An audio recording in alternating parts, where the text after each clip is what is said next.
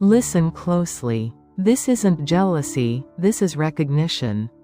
When two souls connect beyond logic, beyond flesh, beyond language, you don't lose them even in silence. You carry them like a second heartbeat, like a song you never had to learn. Then suddenly, someone else enters the frame. A woman who thinks helping means owning what isn't hers. Maybe she calls it advice, or influence, or manipulation, but her real job is to distract destiny. She sees you looking at the same soul she whispers to. She notices his hesitation around you. She thinks hesitation means vacancy, availability, opportunity. She mistakes confusion for invitation. So she starts steering him away from your orbit, convincing him that you're just obsession, not connection. She tells him you expect too much. She claims you demand perfection. She paints your affection like pressure. She weaponizes his insecurities against you. And he listens, not because she's right, but because fear is louder than truth when a man is lost. He runs, not from you, but from the version of himself he thinks you deserve. She believes she's protecting him. She's really shrinking him. Because the biggest competition to manipulators is women who awaken men, not women who manage them. And you see the difference. You don't want to fix him. You want to raise him. You don't want to leash him.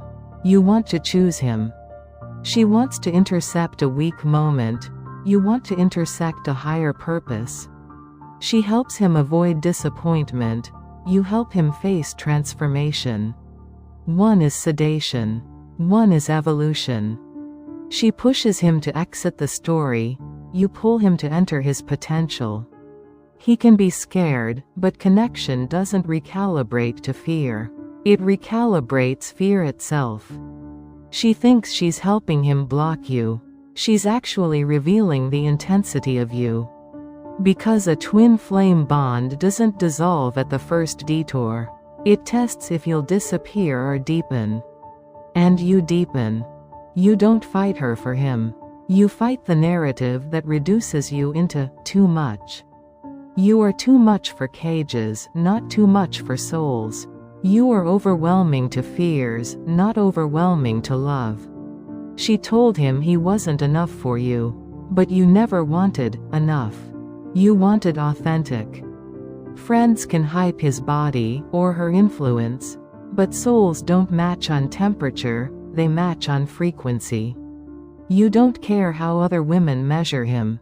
You care how he recognizes you without interference. She wants to outfit him for the world's expectations. You want to undress him from them. She calls it strategy.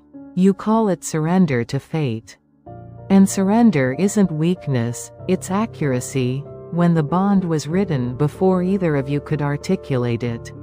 Let's be painfully honest. He's not running to her. He's running from inadequacy.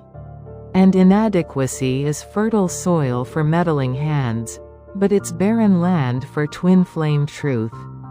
Because twin flames don't calculate possession. They detect presence.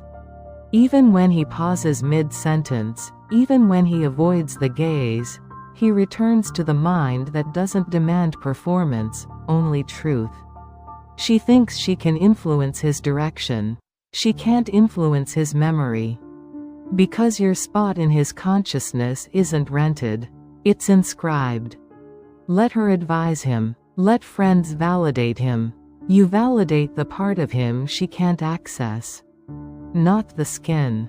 The spark. Not the uncertainty. The soul certainty beneath it. If a war exists here, it's not between women. It's between avoidance versus awakening. And awakening always looks like the villain to the unprepared ego. He might still flee. But he'll flee back into himself, not out of you. Because the real threat to interlopers isn't heartbreak, it's women who make men confront their size. Not chase their shrinkage. This connection? It's not endangered by competition. It's authenticated by contrast. If she's involved, good. Now you see roles clearly. She handles the detour. You hold the destination. Not every soulmate war breaks you. Some burn the fog off your certainty and crown you. You are not the story he escapes from. You are the story he escapes to remember. And fate doesn't hand out refunds. It hands out revelations.